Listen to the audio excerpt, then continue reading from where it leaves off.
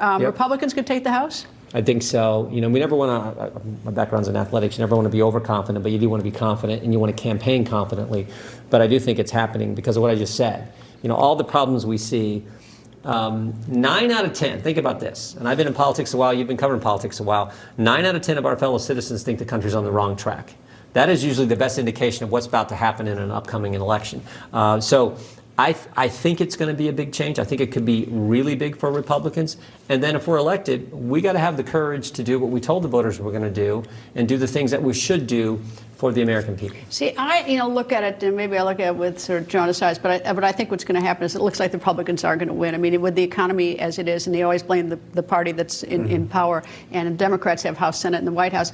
But come January, after all the sort of the hearings, like the January 6 hearings, I just don't see the Republicans not holding hearings on the Democrats. I don't see it as like, I think there'll be payback. I think there'll be a lot of hearings on the Democrats. Well, a couple of things need to happen. The American people deserve the facts and the truth, and that's part of our constitutional duty. And I'm on the committees that typically is involved in. I'm on the Judiciary Committee. I'm on the Oversight Committee. Typically, the committees that are most involved in investigations. So we do need to do that, but we also need to address the problems. The biggest problem is inflation. It's the most cruelest tax there is on working families, middle-class families. It's hitting them at an unbelievable pace, 41-year high. So we need to look at that. We need to look at energy, and we need to look at the border. Those got to be the policy areas we focus on and pass the legislation that needs passed. But we also have to do our constitutional duty. The American people deserve to know where the virus started. The American people need to know the Justice Department is so political, it's treating moms and dads as domestic terrorists who show up at school board meetings. There needs to be an investigation into that. There needs to be an investigation. Thousands of Americans' tax returns were made public. That's not supposed to happen in this country. So the Ways and Means Committee needs to investigate that. So certain key investigations have to happen, but we also have to pass the legislation that's going to help families across this great country. All right, no, you're not just paying attention to the House. You must have your thoughts about the Senate, whether that's likely to go Republican or not. I think there's a good chance. We got good candidates. We got to keep Ohio because Senator Portman is retiring. J.D. Vance is our candidate. We got to keep Pennsylvania because Senator Toomey is retiring. Ron Johnson's got a tough race in Wisconsin. That's my home state. Yeah, and you went to the University of Wisconsin. We that's talked right. about You went there go too. Badgers. We talk about that all go the time.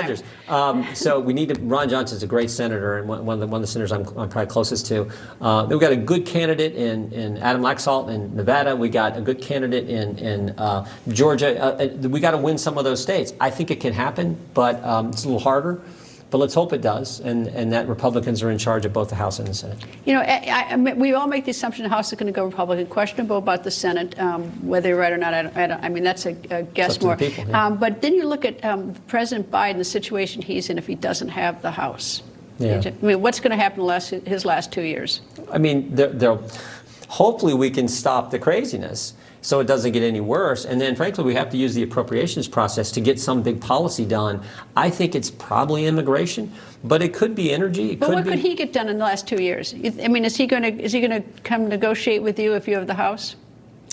I mean, do you see any sign of it? I don't. I mean, you know, he said, I remember I was at the inauguration, and he talked about how he was going to unify the country, and then he went an hour later to the Oval Office and signed, I think, 21 executive orders that divided the country. So he says one thing and does just the opposite, and the left controls that party. And as I said at the outset here, the left doesn't like America, and frankly, they don't like those of us who do. That's why they have this disdain for us folks in flyover country. Remember when Anderson Cooper said Trump voters stay at the Marriott and eat at the Olive Garden?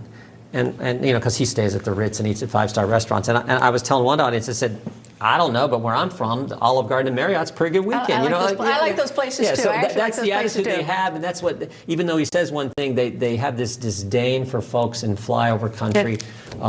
That's going to be a problem. Congressman Jim Jordan, always nice to see you. Thank you for coming. Thank you, Thank you, sir. Thanks.